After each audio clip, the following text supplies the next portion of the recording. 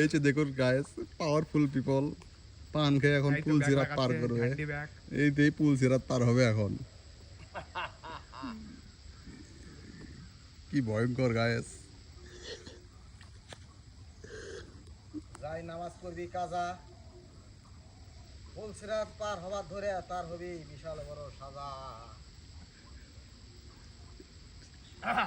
মানবতার ফেরিওয়ালা। Action 1 2 3 action ক্যান্ডারিস।